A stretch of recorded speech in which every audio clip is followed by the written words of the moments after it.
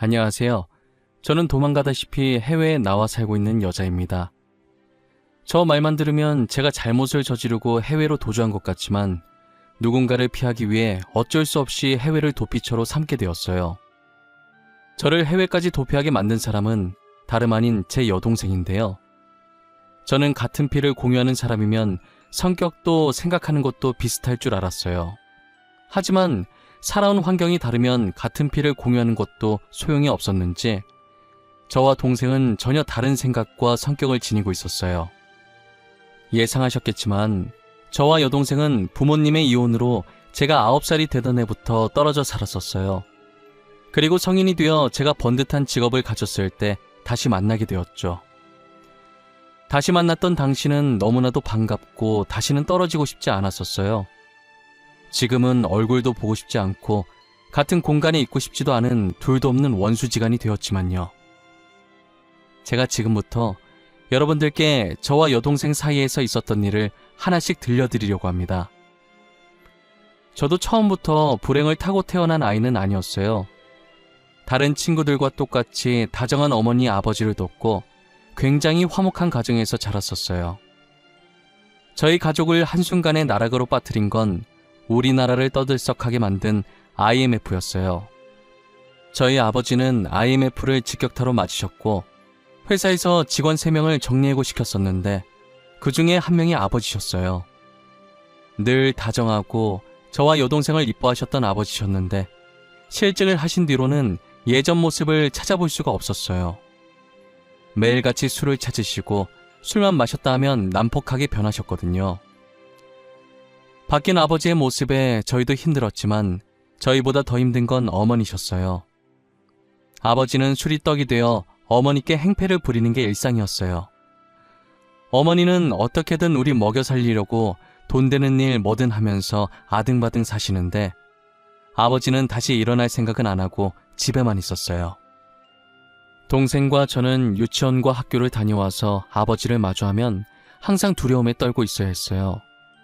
집에 있으면서 괜히 아버지 심기 건드렸다가 언제 달려들지 모르니 저희는 하교하면 집으로 바로 가지 않고 학교 운동장에서 놀다가 어머니 퇴근 시간에 맞춰서 들어가기 일쑤였어요.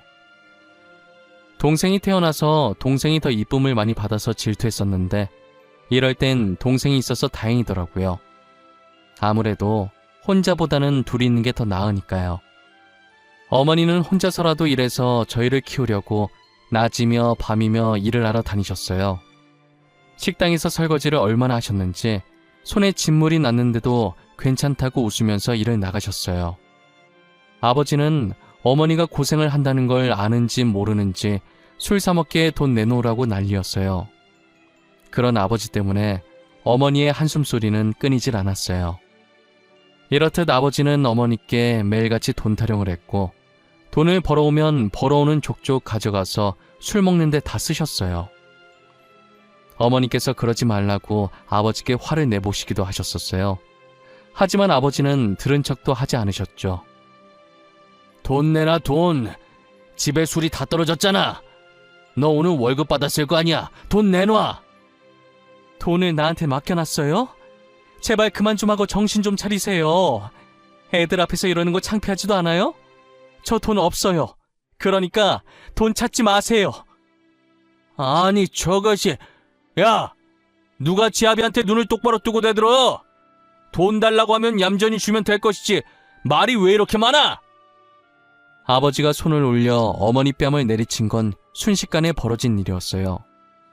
어머니도 아버지께 처음 뺨을 맞아보신 거라 당황해서 아무 말도 못하고 맞은 부위를 손으로 감싸고 아버지를 쳐다보셨어요. 아버지도 욱한 감정으로 그런 거라 자기 손을 보면서 많이 당황해 하시더라고요. 그러더니 먹다 남은 술병을 챙겨서 그대로 밖으로 나가는 거예요. 저와 동생은 어머니께서 우는 모습을 그날 처음 봤습니다. 저희가 할 수 있는 건 그저 어머니 어깨를 토닥거리는 것밖에 없었어요. 어머니는 저희를 껴안고 이런 모습 보여서 미안하다고 소리내어 우셨어요. 처음이 어렵다고 아버지는 그 뒤로도 어머니께 폭력적인 모습을 보이셨어요. 저는 그런 모습을 더 이상 보고 싶지 않아서 어머니께 이혼하는 게 어떻겠냐고 했지만 저희를 아빠나 엄마 없는 아이로 키우고 싶지 않다고 이혼하지 않겠다고 하셨어요. 동생은 어린 나이라 아직 철이 없어서 그런지 이혼하지 말라고 울고 난리더라고요. 어머니는 그런 동생을 껴안으면서 절대 이혼 안 할 거니까 걱정하지 말라고 했어요. 그런 일상이 반복되고 있었는데 갑자기 아버지께서 멀끔한 모습으로 나가는 거예요.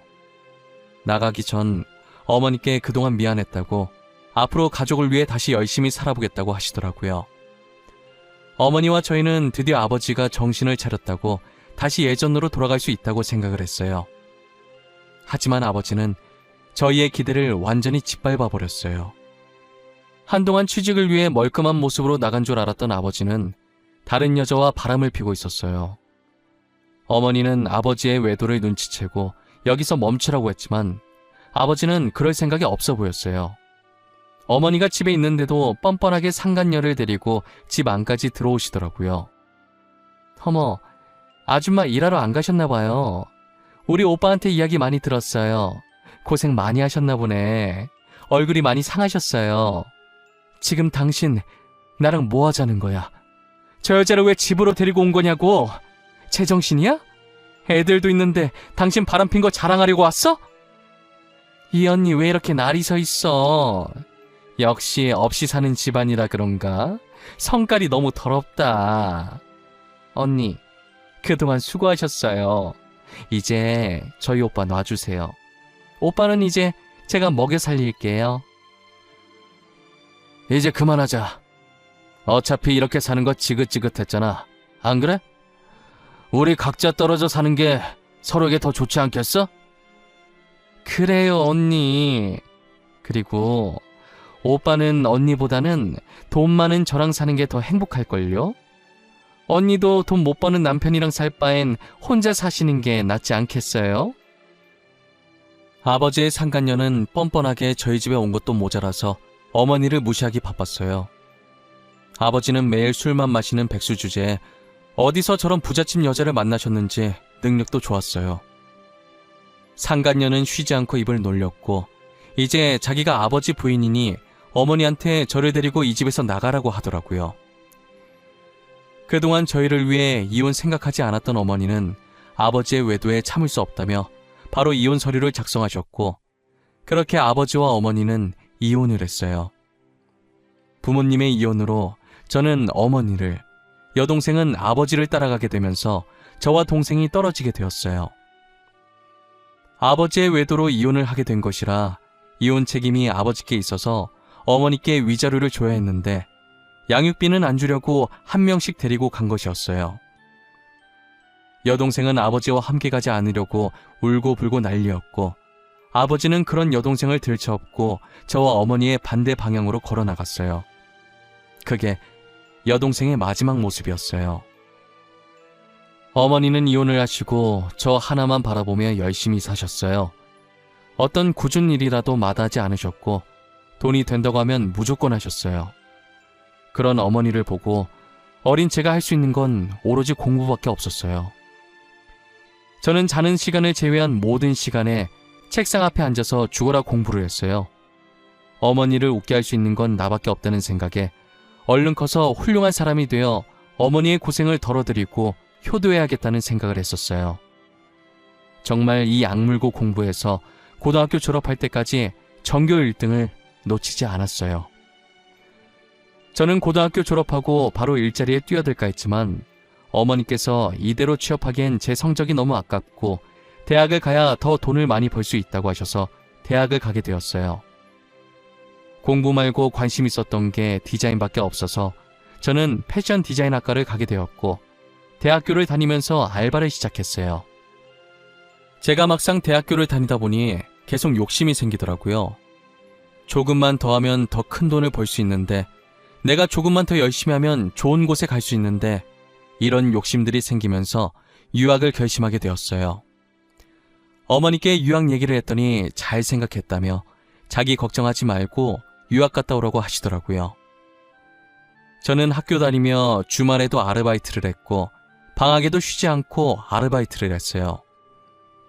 그렇게 한 푼 두 푼 열심히 모은 돈을 가지고 어머니 도움 없이 저 혼자 힘으로 유학을 다녀왔죠. 유학 가서도 생활할 돈이 필요해서 틈틈이 아르바이트를 했었어요. 제가 아르바이트 하는 곳에 저처럼 유학을 와서 일을 하게 된 한국인 남자 한 명이 있었어요.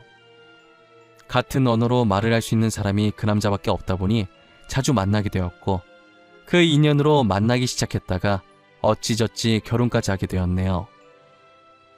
저는 아버지의 변한 모습을 보고 결혼을 하겠다는 생각을 아예 안 했었거든요. 하지만 남편은 아버지와 달랐고 무인도에 떨어져도 살 수 있을 정도로 생활력이 강했어요.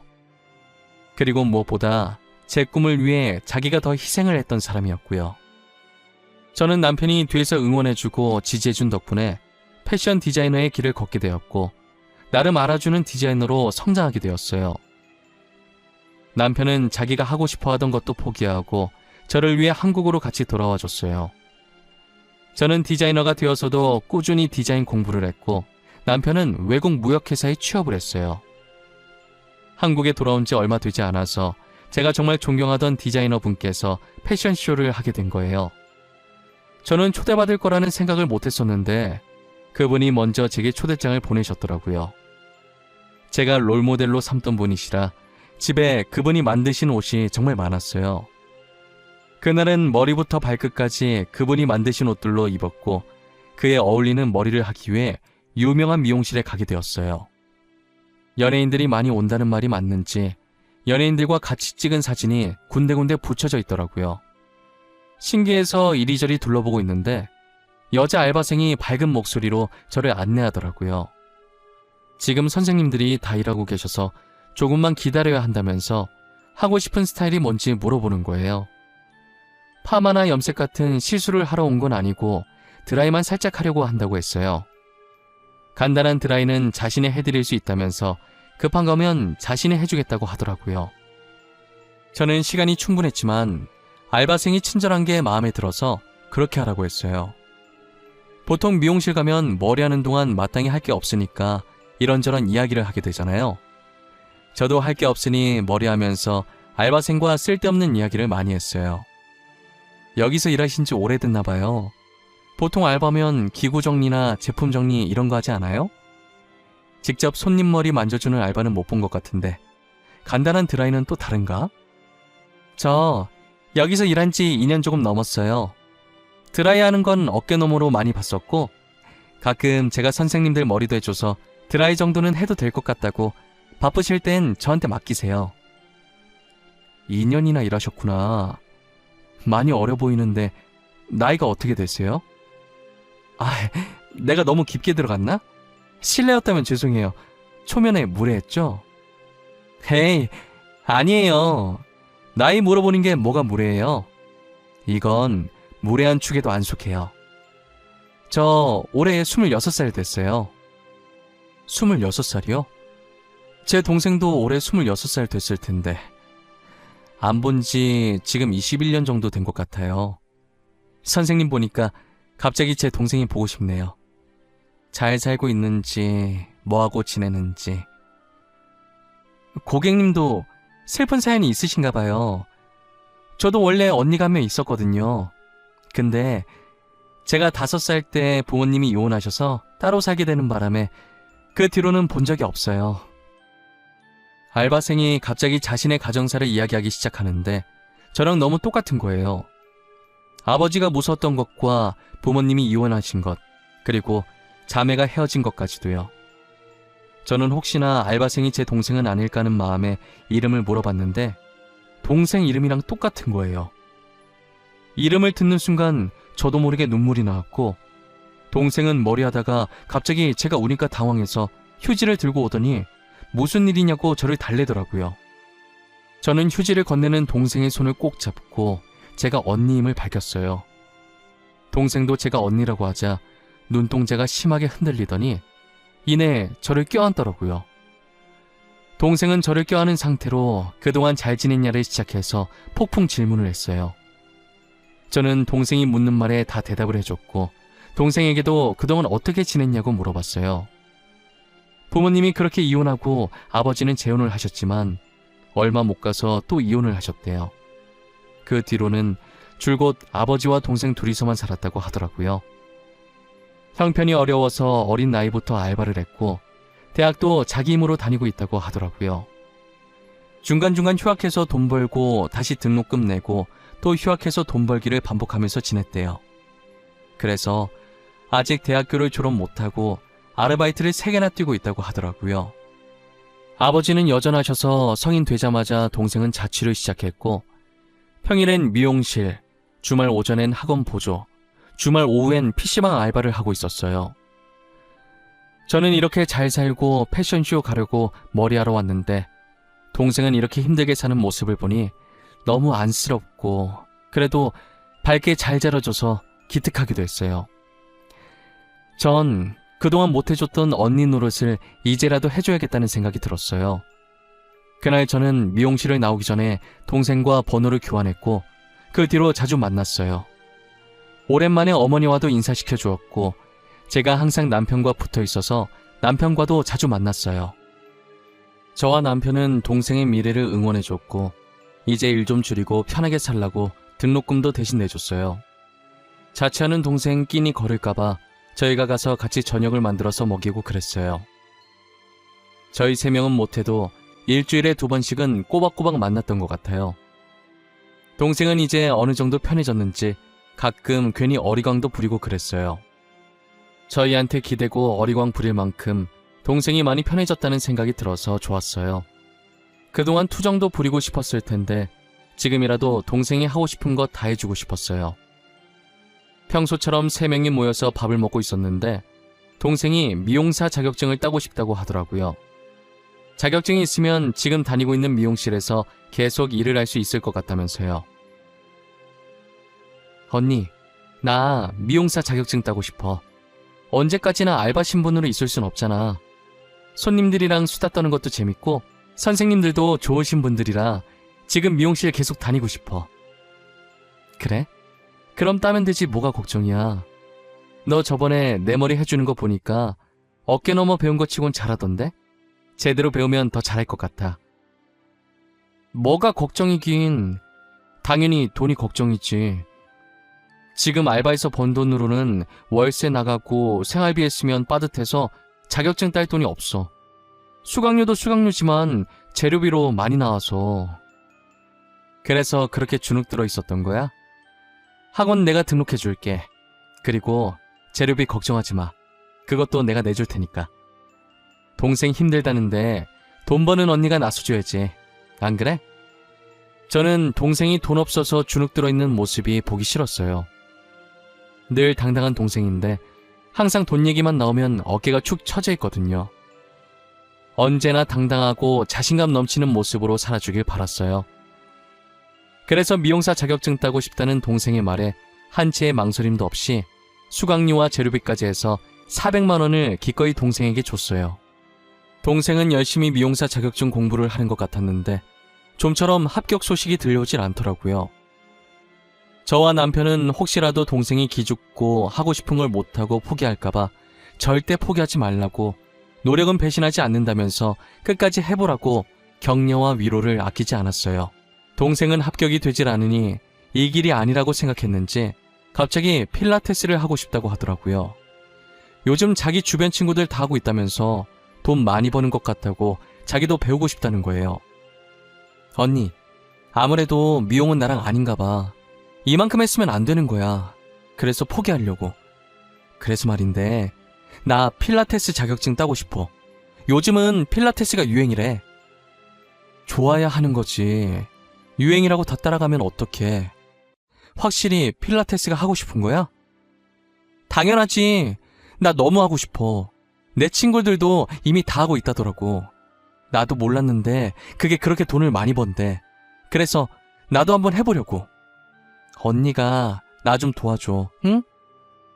그래, 알겠어. 네가 이렇게 나한테 부탁한 적이 없는데 얼마나 하고 싶으면 부탁을 다 하겠어. 그건 알아둬야 한다. 내가 자세 교정한다고 필라테스 다녀봐서 아는데 필라테스 만만하게 볼 거 아니야. 당연하지. 나 마음의 준비 다 했어. 진짜 잘할 수 있어. 언니가 나한테 투자한 거 아깝지 않게 엄청 열심히 할 거야. 자격증 따서 학원 운영하게 되면 내가 언니는 공짜로 받게 해줄게. 자신만만한 동생을 보니 이번엔 제대로 할 수 있을 것 같다는 생각에 돈을 줬어요. 몰랐는데 필라테스 자격증 따는데 최소 200만 원에 많게는 1000만 원까지 들더라고요. 저는 큰 마음을 먹고 더 많은 걸 배우라고 800만 원을 동생에게 보내줬어요. 오랜 시간 동안 못 본 동생이라 하고 싶다는 것들 다 해주고 싶어서 그랬던 건데 그러면 안 됐나 봐요. 동생은 제가 해달라는 대로 다 해주니까 점점 선을 넘으려고 하더라고요. 필라테스 할 때 입을 요가복에 요가 매트 사야 한다고 좋은 거 사게 100만 원을 더 보내달라고 하더니 얼마 지나지 않아서 필라테스 힘들어서 그만뒀다고 요리학원 등록할 거라고 돈 달라고 하는 거예요. 저는 계속되는 요구에 보내줘야 하나 말아야 하나 하다가 이번이 마지막이라고 하고 돈을 보내줬어요. 돈을 보내준 뒤로 저도 갑자기 디자인 의뢰가 들어와서 바빠지는 바람에 동생을 보지 못했어요.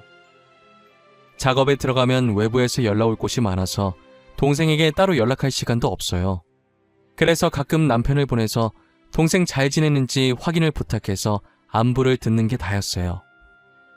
한동안은 계속 콜라보 작업이다 뭐다 해서 일이 많이 들어와서 동생 머리카락도 못 봤어요. 그러다 남편이 되게 진지한 표정을 짓고선 저를 부르더라고요. 너무 진지하게 할 얘기 있다길래 잘못한 것도 없지만 괜히 겁을 먹었어요. 슬금슬금 남편 앞으로 가니까 남편은 되게 난처하다는 듯 제게 자신의 휴대폰을 들이미는 거예요. 갑자기 들이미는 휴대폰에 이게 뭐냐고 눈짓했고 남편은 일단 한번 보라고 하더라고요. 저는 남편의 폰을 받아들었고 화면에 떠있는 메시지 창을 읽었어요. 이상한 사진과 함께 어떤 여자가 남편한테 오빠 오빠 하면서 문자를 보냈더라고요. 남편은 답장한 게 없길래 더 있나 싶어서 위로 올려보니 이런 문자를 보낸 게 한두 번이 아니더군요. 누가 이딴 걸 남편한테 보낸 건지 보려고 문자창에 떠있는 번호를 봤는데 처제라고 저장되어 있는 걸 보니 제 여동생인 거예요. 언제부터 문자 온 거냐고 했더니 제가 한참 일하느라 동생을 못 챙겼을 때부터라고 하더라고요. 남편은 제가 시키는 대로 동생 챙겨주러 간 것뿐인데 동생은 혼자 착각을 하고 남편에게 흑심을 품고 어떻게 해보려고 사랑 가득한 말과 함께 자신의 이상한 사진을 보냈던 것이었어요. 아마도 남편을 꼬실 겸 제가 이걸 보고 오해를 해서 남편과 헤어지길 바랐겠죠. 저는 이걸 가만히 두면 안 되겠다는 생각을 했고 남편 휴대폰을 들고 곧바로 동생의 집으로 갔어요. 당시 제가 무슨 정신으로 운전을 했는지도 모르겠고 도착해보니 15분 걸릴 거리를 9분 만에 왔더라고요. 차에서 내리자마자 엘리베이터 기다릴 여유도 없이 계단으로 동생 층수까지 뛰어 올라갔어요. 저는 동생 집 비밀번호를 누르고 문을 열자마자 동생 머리채를 잡고 따졌어요. 이 기집애 진짜 미친 거 아니야? 감히 언니 남편을 꼬시려고 해? 네가 지금 제정신이야? 내가 지금까지 너한테 어떻게 했는데 사람 뒤통수를 이렇게 치고 있어? 이거 놔! 내가 꼬신 게 아니라 형부도 나를 좋아했어. 진심으로 사랑했다고. 우리 사랑을 방해한 건 언니야. 언니 때문에 형부가 나한테 못 온 거라고. 네가 일방적으로 한 게 뭐가 사랑이야. 내가 네가 보낸 문자 안 본 줄 알아? 자, 여기 있다. 네가 보낸 문자. 너만 주구장창 보냈지. 우리 그이는 답장한 거 하나도 없어. 안 보여? 답장을 안 보낸 게 아니라 언니 때문에 못 보냈겠지. 상혁 오빠, 나 진짜 좋아해. 언니가 아니라 나를 좋아한다고. 언니는 가진 것도 많으면서 욕심이 왜 이렇게 많아? 상혁 오빠, 나한테 내놔! 망상도 병이라더니 너를 보니까 그 말이 딱 이해가 간다. 불쌍한 것. 너는 평생 망상이 나면서 한심하게 살아. 그동안 내가 너한테 해준 게 아깝다. 저는 잡고 있던 동생 머리채를 내동댕이 쳤어요. 동생은 자신의 머리를 부여잡고 빠진 머리카락을 보면서 울고 있었고 저는 분이 덜 풀려서 허리에 손을 얹고 씩씩거리고 있었어요. 그러다가 숨을 고르면서 동생 집안을 둘러보게 되었는데 곳곳에 명품 가방들이 있더라고요. 잠깐 세어봤는데 제 눈에 보이는 것만 좋게 8개는 되어 보이는 거예요. 그 순간 제가 이제껏 동생에게 자격증 따라고 줬던 돈이 정말 자격증 따는 데 쓴 게 맞는지 의심이 들기 시작하는 거예요. 저는 제일 가까운 곳에 있던 명품 가방을 들어보이자 동생이 엄청 당황해 하더라고요. 네가 돈이 어디 있어서 이런 명품 가방을 사? 너 설마 내가 생각하는 그런 거 아니지? 이거 내 돈으로 산 거야? 자격증 따라고 줬던 돈으로 산 거냐고! 내가 그 돈으로 사든 말든 언니가 무슨 상관이야? 나한테 주는 순간부터 내 돈 아니야? 내가 내 돈으로 사겠다는데 뭐가 문젠데? 내가 언니한테 돈 뺏은 거 아니잖아. 언니가 준 거잖아. 아빠 밑에서 불쌍하게 큰 것 같아서 해달라는 거 다 해줬더니 뭐가 어쩌고 저쩌지? 이게 진짜 간이 배 밖으로 나왔나? 네가 지금 은혜를 이딴 식으로 갚아? 언니가 좋다고 준 돈이었잖아. 나한테 이제껏 못해준 거 다 해주고 싶다고 준 거 아니었어? 그 돈으로 자격증을 따든 명품 가방을 사든 못해준 거 해준 거니까 그게 그거 아니냐고! 차라리 명품 가방 사겠다고 하든가. 나는 네가 명품 가방 사서 화난 건 줄 알아? 네가 나한테 거짓말을 하고 돈을 받아갔다는 게 화가 나는 거야. 꼴랑 돈 몇 푼 준 거 가지고 되게 가르치려고 드네 진짜. 돈 좀 번다고 저렇게 나대도 되는 거야? 누가 보면 지가 내 엄만 줄 알겠어. 저는 동생의 혼잣말에 너무 화가 나서 동생의 뺨을 내려쳤어요.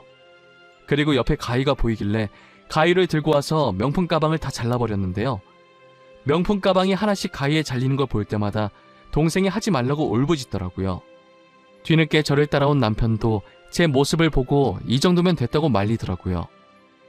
저는 말리면 말리는 대로 가만히 있을 생각이 없어서 거기에 있던 명품 가방을 모조리 다 잘랐어요. 마지막 가방을 자른 뒤 바닥으로 던졌고 여동생은 그 가방을 안아들더니 제게 적당히 하라면서 소리 지르길래 너무 미워서 뺨 한 대를 더 때리고 제발 정신 차리고 살라고 말하고 나왔어요. 남편과 함께 집으로 돌아가는 내내 얼마나 울었는지 몰라요. 어린아이 마냥 소리내면서 눈이 퉁퉁 붓고 만지면 따가울 정도로 울었어요. 21년 만에 겨우 다시 만났는데 동생이 저러고 있으니 제가 얼마나 속상하겠어요. 저는 집에 들어와서 남편 휴대폰에 있던 동생 번호를 차단했고 저도 똑같이 동생 번호를 차단하고 다음날 같이 전화번호를 바꿔버렸어요. 불행은 항상 한꺼번에 닥친다고 하잖아요. 저의 심란한 마음이 가라앉기도 전에 저희 어머니께서 혈액암에 걸려 시한부 선고를 받으셨어요. 그동안 고생했던 게 골마서 혈액암뿐만 아니라 군데군데 아픈 곳이 많았더라고요. 혹여나 제가 고생할까봐 일부러 아픈 걸 계속 참고 있었던 거예요. 의사 선생님께 다른 방법은 없냐고, 더 살 수 있는 방법 같은 건 없냐고 했더니 고개를 저으시면서 남은 시간 동안 마음 정리 잘하고 행복한 시간 보내라고 하시더라고요. 저와 남편은 가시는 날까지 지켜보는 것밖에 할 수 있는 게 없어서 매일을 눈물로 뒤덮여 살았어요. 결국 어머니는 2달 만에 세상을 떠나셨고 저희는 어머니 장례식을 치러드리고 해외로 떠났어요. 좋은 추억이 없는 한국 생활을 정리하고 지금은 저희가 처음 만났던 영국으로 가서 살고 있어요. 저희 부부는 행복했던 추억만 있는 영국에서 다시 새롭게 출발하려고요. 저는 여전히 디자이너로, 남편은 하고 싶었던 일을 다시 하면서 말이에요. 여러분들은 제 사연을 어떻게 들으셨나요? 제가 동생과 연을 끊은 게 잘한 행동이었다는 생각이 드시나요? 여러분들도 끊어야 할 인연이라면 저처럼 가차없이 끊으시길 바랄게요. 바뀔 걸 기대하고 잡고 있어봤자 달라지는 건 아무것도 없더라고요. 지금까지 제 사연 들어주셔서 너무 감사하고 절대 무슨 일 있어도 후회할 행동은 절대 하지 않았으면 좋겠습니다.